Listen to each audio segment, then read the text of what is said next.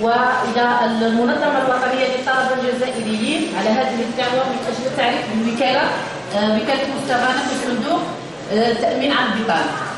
ففي اطار سياسه مكافحه البطاله وتنميه النشاطات المنتجه للثروات، قررت الحكومه انشاء جهاز يتكفل بالبطالين البالغين من العمر ما بين 35 و 50 سنه، وذلك تكمله للجهاز الوكاله الوطنيه لدعم تشغيل الشباب الموجه للشباب.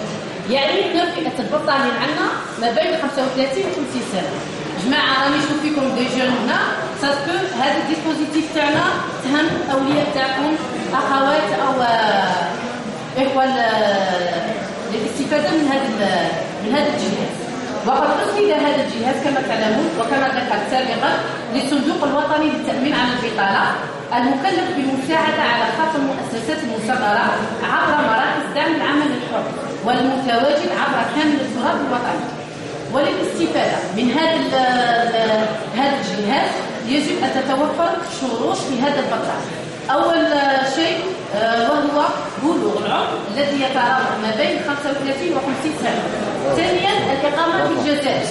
ثالثا أنه يكون لا يمارس أي نشاط مأجور، أي بطال 100%.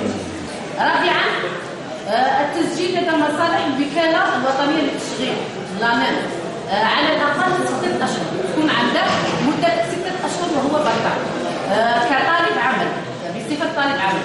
خامسا حيازة تأهيل مهني، يكون عنده ديبلوم ولا اذا كان عنده ان سافوار فير، صافودير باللي يكون عنده مهام تتماشى مع النشاط. في هذه الحاله هذا الجهاز تاعنا يتقدم انه يخلص على هذا الشومبر بروموتور اللي عنده سافوار فير، باغ اكزومبل ان ماستر، عنده ما عندهاش لو ديبلوم، صح عنده الحرفه هذه.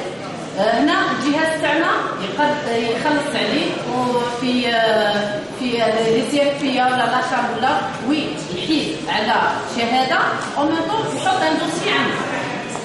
خامسا